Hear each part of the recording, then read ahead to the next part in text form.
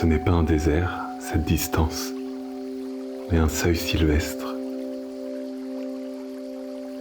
où le temps marche pieds nus. Dans le petit jardin des habitudes demeurent les visages,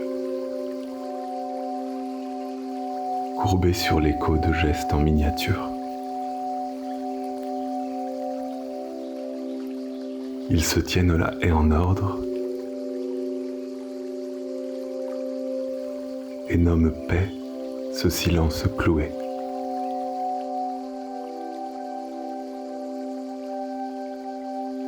Moi, au contraire, je poursuis une branche qui tremble sans raison, une caresse de lumière qui traverse les feuilles et se pose, incertaine,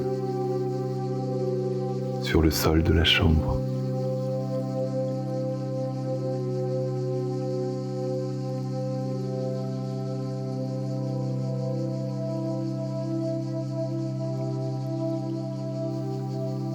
Une ombre papillonne sans savoir d'où elle vient.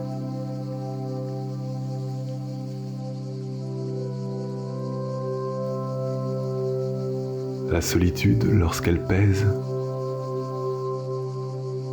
est le nom qui revient sans être appelé. Le pas qui s'attarde devant des portes déjà closes. C'est difficile. Laisser les visages aimés, les noms qui nous ont vêtus comme des saisons. Mais chaque détachement a le son de la hache qui ouvre un sentier. Quelque part, au-delà du pli d'aujourd'hui, une forêt attend. Elle n'appelle pas, elle ne promet rien, mais elle respire. Et cela suffit.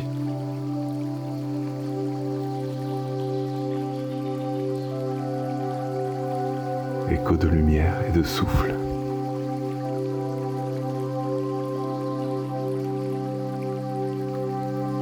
Et si, parmi les enduits écaillés, dans les pièces qui sentent le clos, nous nous posions comme le souffle d'un arbre, comme une aile qui ne bat pas mais ouvre l'espace, une lueur à peine, ni flamme, ni phare, plutôt rosée qui s'épaissit et reste suspendue.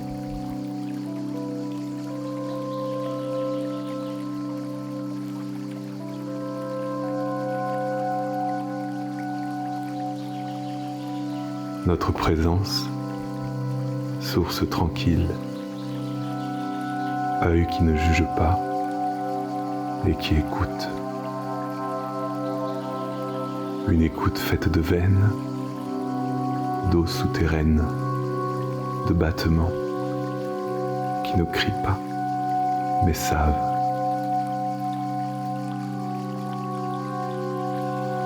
Et l'arrogance des autres, elle résonne, vide, comme fer blanc battu par le vent.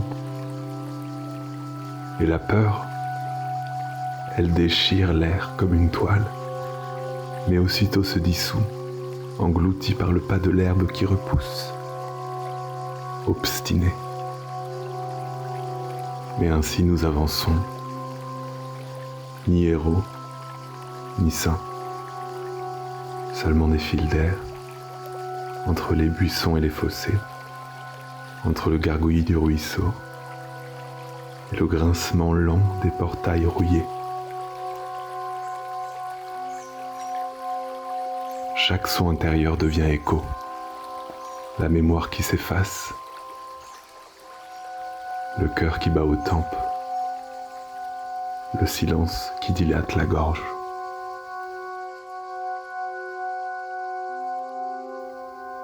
Nous marchons simples, et la simplicité est semence.